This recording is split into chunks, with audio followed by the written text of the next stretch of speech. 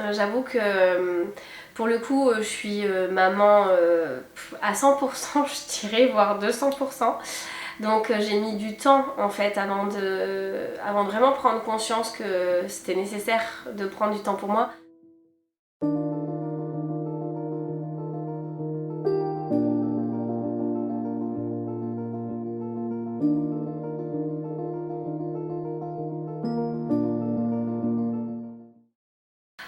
Eh bien moi je suis Céline, j'ai 37 ans, j'ai 4 enfants. Il y a Jade qui a 11 ans, il y a Jao qui vient d'avoir 10 ans, il y a Janelle qui a 5 ans et il y a Jazz qui a 16 mois. Je suis mariée à Marco, ça fait 20 ans et demi qu'on est ensemble. On est mariés depuis 4 ans. Pour Jade, ma première enfant.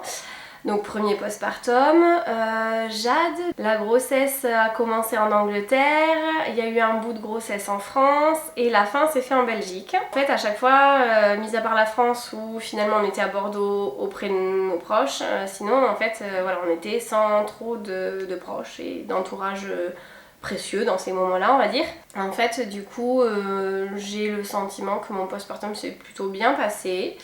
Parce que même si on était à l'étranger sans nos familles et nos amis, mon mari il était super présent du fait de son activité professionnelle. On était quasi 24 heures sur 24 ensemble, sauf quand lui, en fait il était sportif professionnel et du coup juste quand il avait entraînement ou quand il avait des matchs il était absent. Mais c'est vrai que ça laissait des grosses plages où on était à 3 très souvent.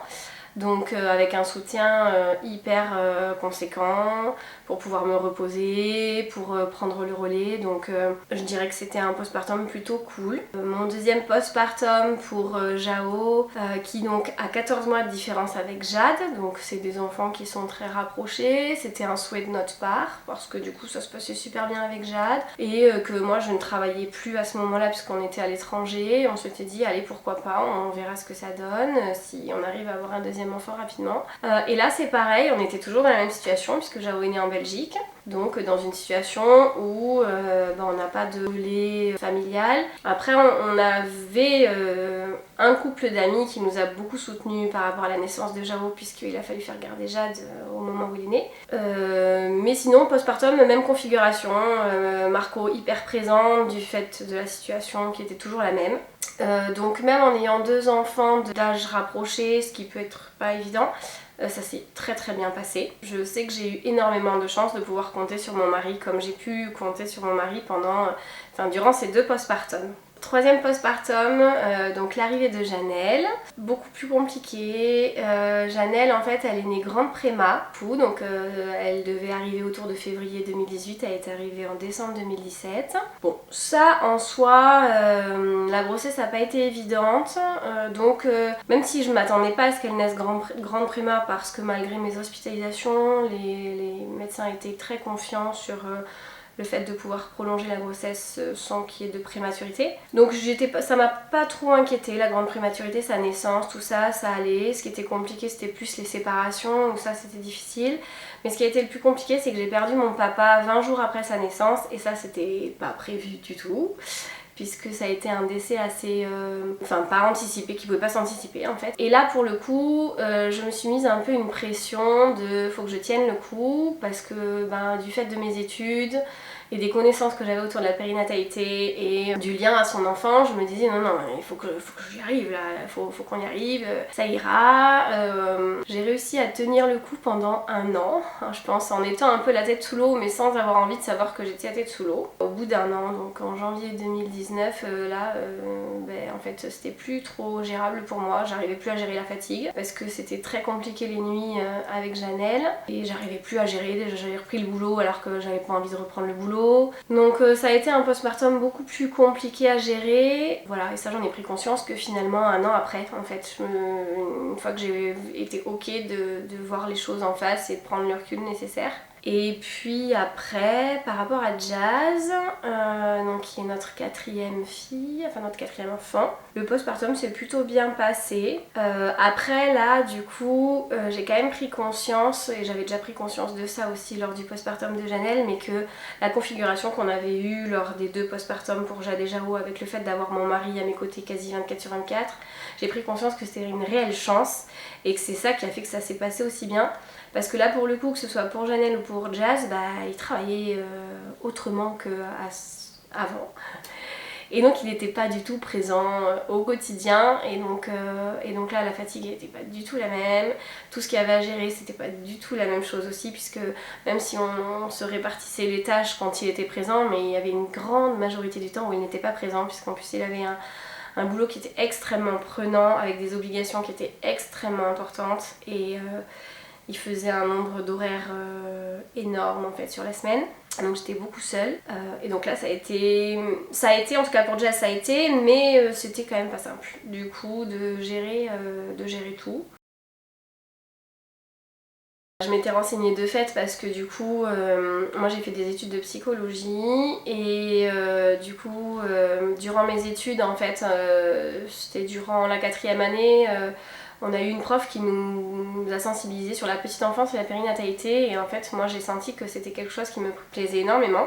Et en fait durant ces études de psycho j'ai fait essentiellement mes stages en crèche parce qu'à ce moment là en fait du coup c'était tout neuf les psychologues qui intervenaient au sein des maternités. Donc c'était vraiment pas facile de réussir à trouver un stage à ce moment-là en maternité. Mais j'avais déjà pas mal lu de choses en fait, donc avant même d'être maman j'avais certaines connaissances sur le postpartum.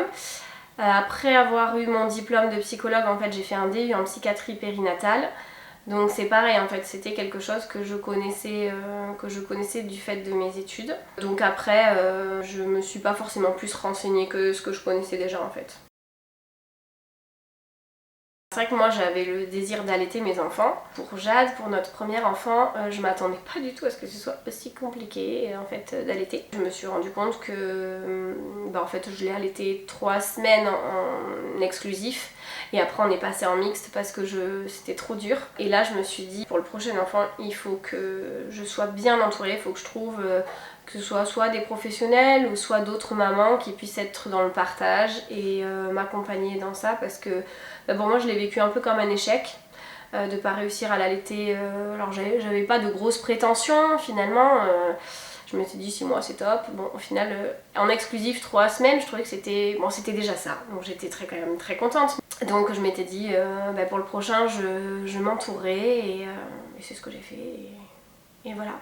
Donc moi je m'attendais pas à ça, je m'attendais pas à ce que ce soit aussi difficile. Après sinon bon, j'avais des notions aussi sur le baby blues, donc bon, sur dépression du postpartum. Donc en fait quand j'ai eu un petit moment de moins bien quelques jours après sa naissance, voilà j'étais pas forcément inquiète, je me disais que je savais que ça allait passer.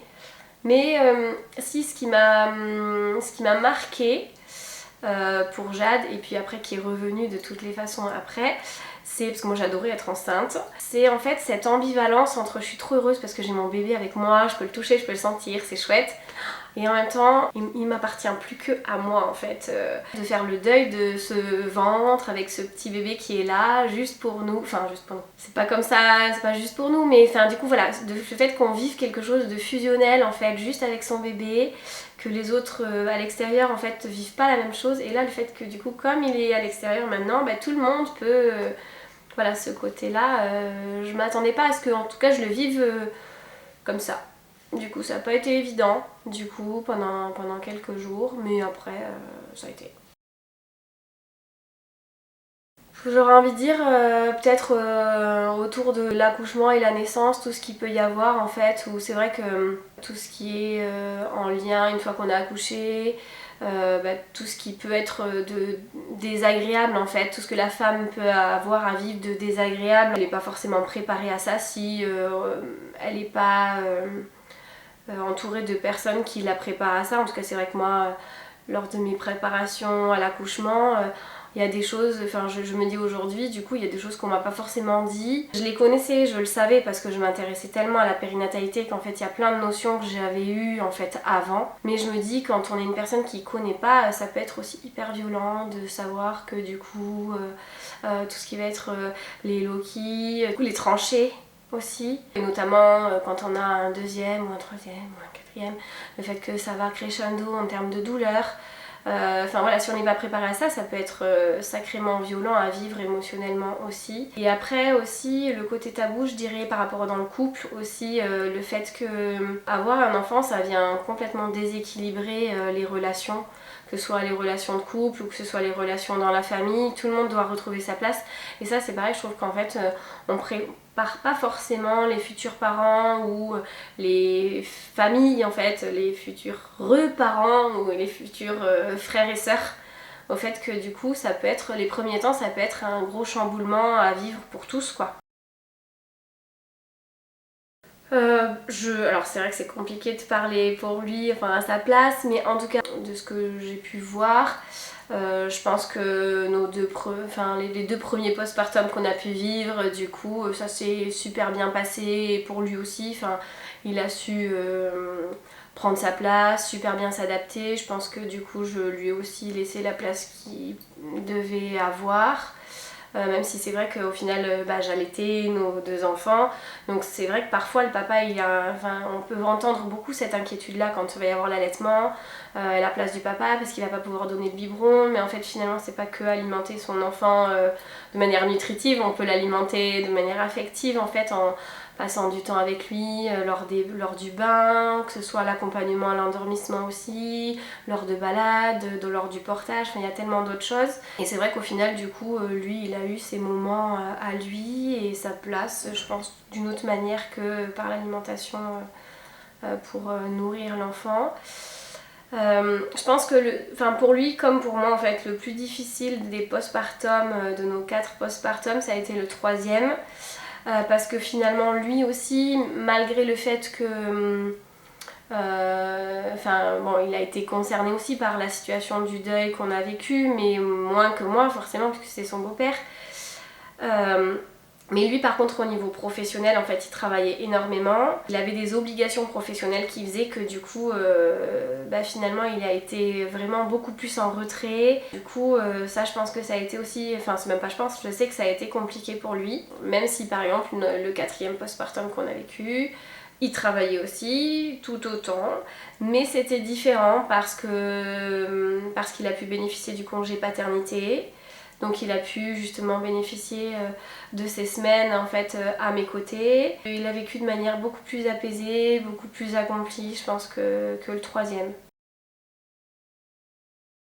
Lors de l'arrivée de notre premier enfant, j'ai pas l'impression du coup que finalement c'est venu déséquilibrer quelque chose dans notre couple. Pour le coup je pense qu'on était plutôt bien préparés en fait par rapport à ça. Après à l'arrivée de notre deuxième enfant, c'est vrai que là il y a peut-être eu plus de difficultés pour pouvoir se retrouver aussi. Et c'est vrai que d'avoir 2 enfants en bas âge, c'est assez énergivore aussi, ça prend pas mal de temps. Là où on a peut-être eu plus de difficultés, c'est peut-être plus... Je sais qu'après l'arrivée de notre 4e enfant, il y a eu des périodes où c'était plus difficile, quoi, avec peut-être plus de disputes, et puis c'est vrai qu'il y avait plus d'enfants aussi à gérer. Enfin, en fait, j'ai l'impression que finalement, en fait, c'est pour ça que tout à l'heure je parlais le côté couple et finalement après le côté famille. J'ai la sensation qu'en fait, quand on a eu un enfant, finalement on a réussi à vite trouver l'équilibre. Quand on a eu 2, quand on a eu le deuxième, il y a eu un déséquilibre, mais c'est pareil, hop, on a vite su... Et puis en fait, à chaque fois, comme ça déséquilibre tout le monde, en fait, ça prend des proportions qui sont un peu plus conséquentes, en fait. Mais du coup, en fait, comme on sait que c'est normal, c'est ça qui est important aussi, c'est qu'on se le dit, on sait qu'il y a peut-être plus de clash avec tout le monde, entre nous, tous les 2 parents, avec les enfants. Mais on sait qu'à un moment donné, une fois que tout le monde va réussir à s'apaiser et à trouver sa place, on sait qu'après ça roule et c'est cool quoi. Alors oui, en effet, et ça c'est quelque chose qu'on a vécu, que moi j'ai vécu je pense de manière en tout cas avec nos premiers enfants de manière plus violente en fait je pense. Déjà juste l'arrivée de Jade, elle est née en décembre, le 18 décembre, donc juste avant Noël. Et en fait c'est vrai que du coup moi j'ai eu l'impression qu'on nous avait volé un petit peu nos premiers moments à Troyes, puisque tout le monde a débarqué pour fêter Noël avec nous en Belgique pendant 2 semaines. Et en fait ouais, c'était un peu envahissant, et puis il faut faire comme ci, il faut faire comme ça et machin. Et alors attendez, je viens d'accoucher, j'aimerais bien pouvoir rencontrer mon bébé, faire sa connaissance, qu'on puisse prendre nos repères sans forcément. Donc ça avait été un peu dur. Une fois qu'après tout le monde est parti, voilà, on a pu finalement gérer comme on avait envie. Et puis bon, comme on était loin finalement, du coup toutes les réflexions qu'on aurait pu avoir, on les avait pas de manière fréquente en tout cas. Et après c'est vrai que du coup nous on a choisi un mode d'éducation pour nos enfants qui et pas du tout celui qu'on a eu, qu'on a reçu quand on était petit. Ça je pense que c'est venu, alors j'avoue que moi de mon côté, j'ai jamais eu de réflexion de la part de ma maman ou à l'époque de la part de mon papa par rapport à comment je faisais. Par contre ma belle famille, en plus il y a l'aspect culturel puisque nos enfants du coup il y a un métissage avec le côté antillais, le côté africain, puisque mon mari est à la fois antillais et à la fois centrafricain. C'est vrai que c'est pas non plus la même manière de faire sur certaines choses, et c'est vrai que moi je me suis beaucoup imposée finalement, même auprès de mon mari, qui en fait m'a toujours laissé cette possibilité là parce qu'il voyait que ça avait du sens en fait ce que je proposais, et en fait il est tout à fait d'accord avec le chemin éducatif qu'on a pris pour nos enfants. Mais en fait on a régulièrement eu des réflexions et on en a encore. Alors aujourd'hui en fait elle glisse sur moi, sauf qu'avant elle glissait pas du tout et que je me sentais attaquée et que du coup c'était très difficile de recevoir les pics qu'on pouvait recevoir, que ce soit par rapport à l'allaitement, que ce soit par rapport au comportement de nos enfants qui ont toujours été au début en tout cas petits, très dans l'observation, dans pas forcément avoir envie d'aller même vers les grands-parents, pas forcément envie d'aller faire un bisou, pas forcément envie d'aller faire un câlin. Et donc tout de suite, il est pas poli, il est pas machin, il est pas truc, c'est pas bien. On était là sur l'idée de dire oui mais en fait ils ont aussi leur mot à dire sur tout ça, et en fait c'est aussi ok d'accueillir qu'ils ont pas envie et qu'on n'a pas à leur imposer. Maintenant on nous embête beaucoup moins par rapport à tout ça.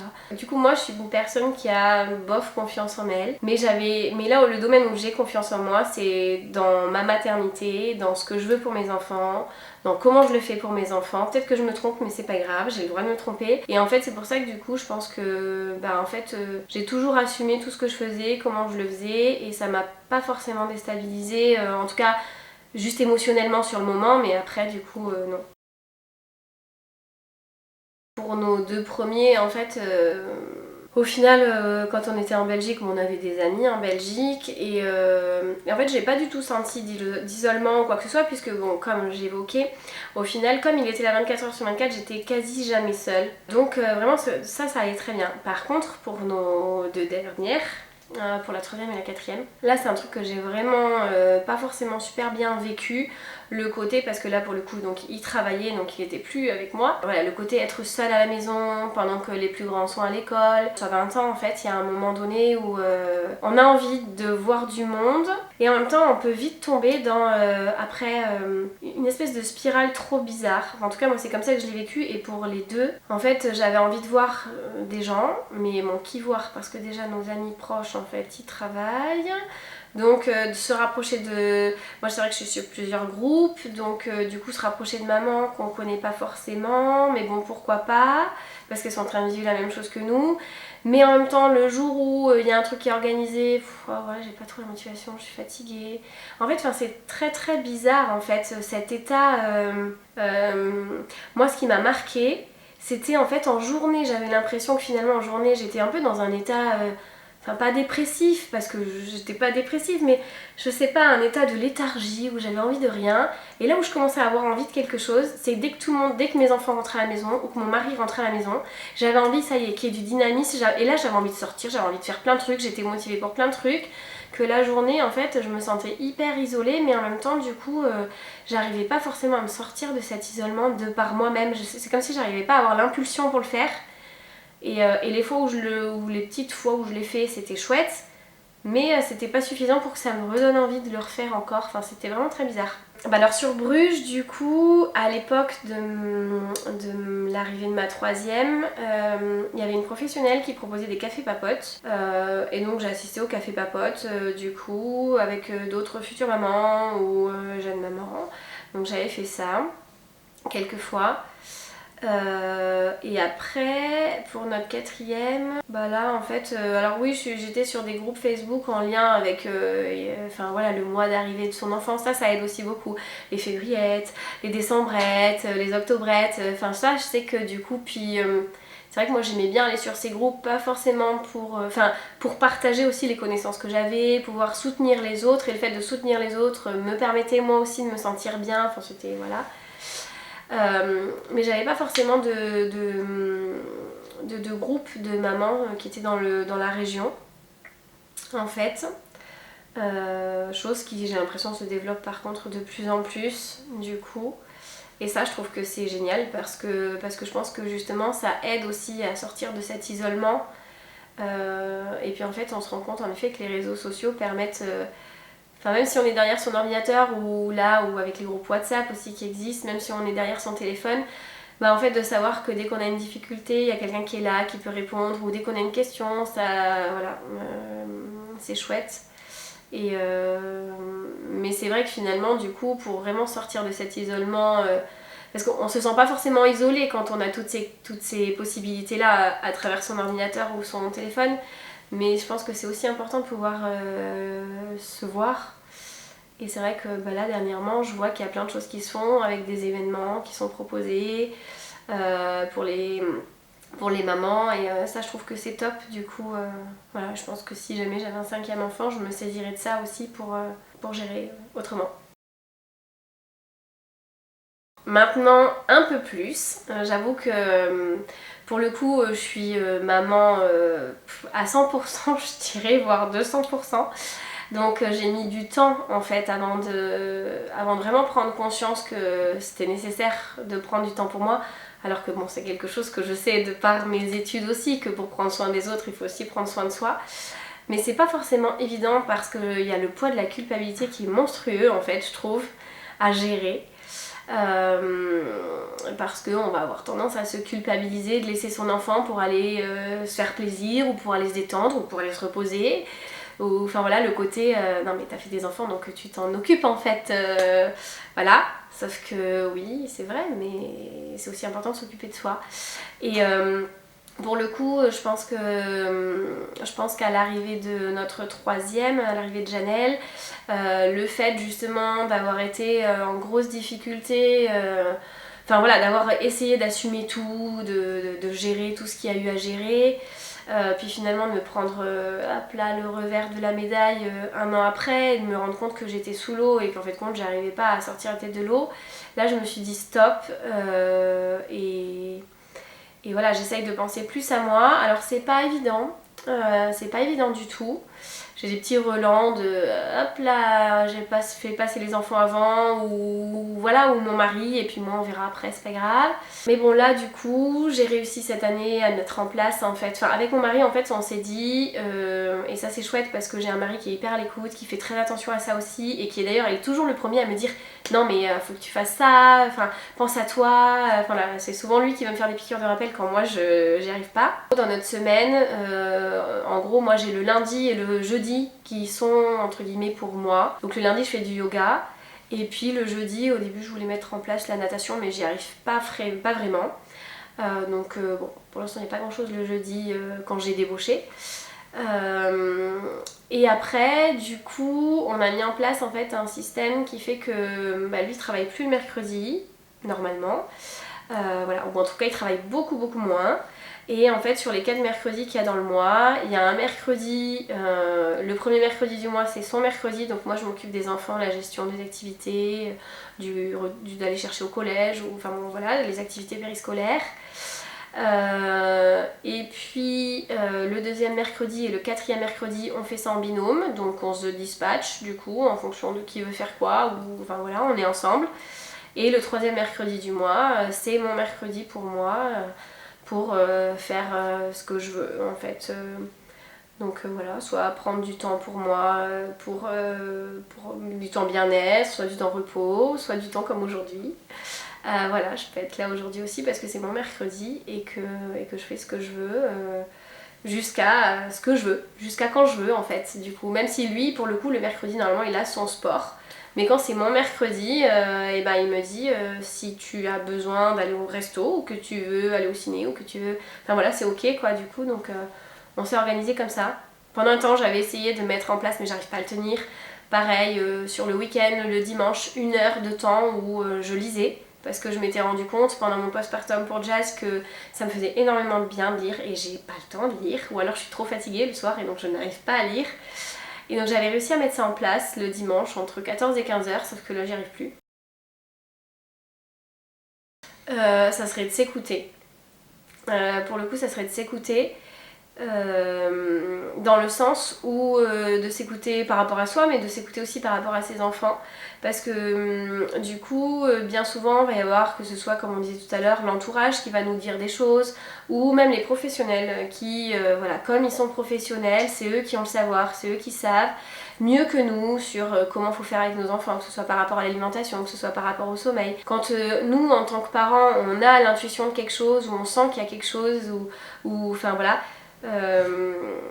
je trouve que c'est super important de l'écouter parce que moi en tout cas dans mon expérience je me suis rendu compte que les rares fois où je me suis pas écoutée, où je me suis dit non mais je vais écouter ce qu'on est en train de me dire mais en fait à chaque fois je m'en voulais après parce que je m'étais rendu compte que j'avais raison et que j'aurais dû m'écouter moi. Donc maintenant je m'écoute moi et quand je sens qu'il y a un truc bizarre ou même par rapport à l'alimentation on n'a jamais réellement trop écouté enfin, on a écouté nos enfants en fait au final. Du coup, on a observé nos enfants, on a écouté nos enfants dans ce qu'ils nous montraient, dans ce qu'ils manifestaient, et en fait, on a toujours fait comme ça, et en fait, ça marche plutôt bien quoi.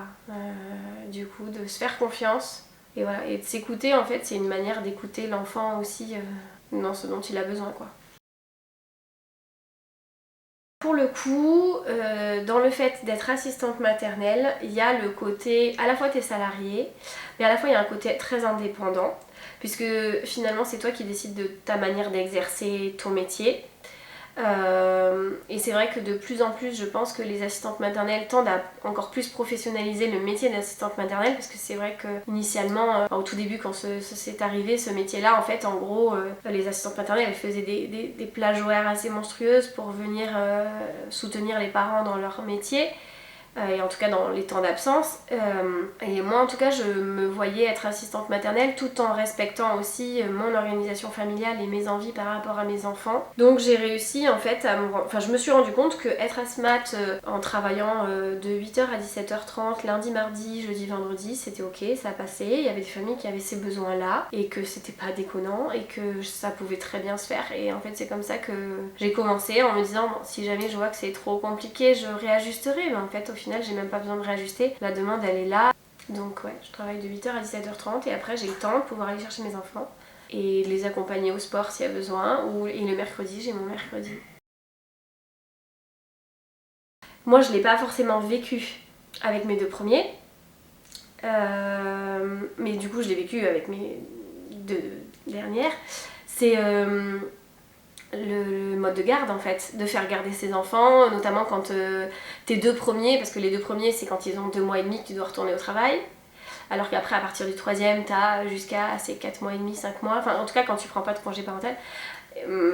Et donc du coup, moi je me dis pareil encore une fois que la chance qu'on a eue par rapport à nos deux premiers, de pouvoir les accompagner, en fait du coup ils ont commencé à être accueillis en MAM. Jade elle avait 1 an et demi et Jao il avait 6 mois ou même ouais enfin voilà un peu plus 7 mois. Et donc ça je trouve que c'est une chance énorme. Amener son enfant à 2 mois et demi, 3 mois en crèche ou chez une assistante maternelle, enfin c'est d'une violence en fait je trouve. Ça je trouve que c'est super difficile quand t'es encore enceinte ou que tu es tout juste enceinte d'ailleurs parce qu'aujourd'hui on en est même là en fait hein, ou que même ton bébé il est pas encore là et que tu es déjà en train de te dire alors s'il est là faudrait quand même que peut-être j'anticipe. Enfin moi là j'ai été dernièrement contactée par une famille au mois de janvier, ils venaient tout juste d'apprendre qu'ils allaient avoir un bébé et ils me contactaient pour septembre 2014. en fait. Et je me dis c'est hyper violent, je trouve, de devoir commencer à anticiper le moment où tu vas te séparer de ton enfant alors qu'en fait il est encore dans ton ventre, que tu t'es même pas séparé physiquement de lui et que tu es déjà en train de oh là là. Et ça je trouve que c'est super difficile. Pour le coup je sais que pour Janelle ça a été pas évident pour moi et la reprise du travail a été, a été très violente. Mais ce qui était chouette c'est qu'on avait une mam géniale avec une assistante maternelle géniale, donc j'étais en confiance à fond les ballons. Alors que par exemple Jazz, on avait trouvé une assistante maternelle avec laquelle ça passait très très bien humainement. Mais j'étais dans des gros questionnements sur est-ce que ça va le faire, est-ce que ça sera ok parce qu'elle devait avoir 2 enfants de 5 mois. Dont Jazz, et j'étais un peu inquiète parce que c'est pas rien de s'occuper de 2 enfants de 5 mois, enfin à 5 mois ils ont des besoins qui sont très très soutenus, même moi en mam je ne serais pas capable d'accueillir 2 bébés de 5 mois plus 2 autres enfants, je pourrais pas en fait, je sais pas comment font les professionnels qui le font, enfin en tout cas waouh. Et bon, il n'est pas manqué qu'au bout de quelques heures finalement elle nous a annoncé qu'elle n'était pas en capacité de gérer 2 bébés de 5 mois, donc je l'avais senti, ça nous a mis dans la difficulté pendant 1 mois, mais après moi j'ai eu un départ à la mam qui fait que j'ai accueilli ma propre fille dans la mam jusqu'à ses 9 mois et je trouve que c'était très bien parce qu'après là maintenant elle est accueillie par une autre assistante maternelle qui est une collègue et que je connais très bien et en qui j'ai pleinement confiance et ça se passe super bien. Et voilà, je me suis dit que finalement cette expérience ratée entre guillemets d'accueil au sein d'une ASMAT qu'on connaissait pas trop et en qui j'étais en confiance que partiellement, elle devait se faire pour que du coup je puisse moi avoir le temps de pouvoir l'accueillir. Mais voilà, et en fait ouais, je trouve que c'est super violent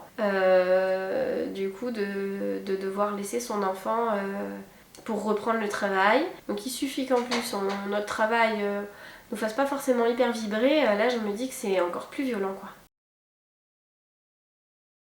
En fait, j'en avais pas conscience vraiment quand j'ai vécu ces 2 grossesses rapprochées, parce que c'est vrai que je suis Jao, du coup, il est né en février, alors Jade est né en décembre 2011, Jao est né en février 2013, donc j'étais enceinte de Jao, Jade elle avait 5 mois.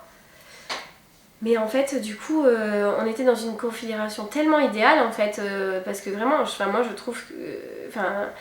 Moi je me suis dit, pour le coup, quand Janelle est née, donc notre 3e, je me suis dit, ah non, s'il y a un 4e, il peut pas arriver. Enfin, on pourrait pas faire la même chose qu'on a fait. C'est impossible, parce que là, je sombrais.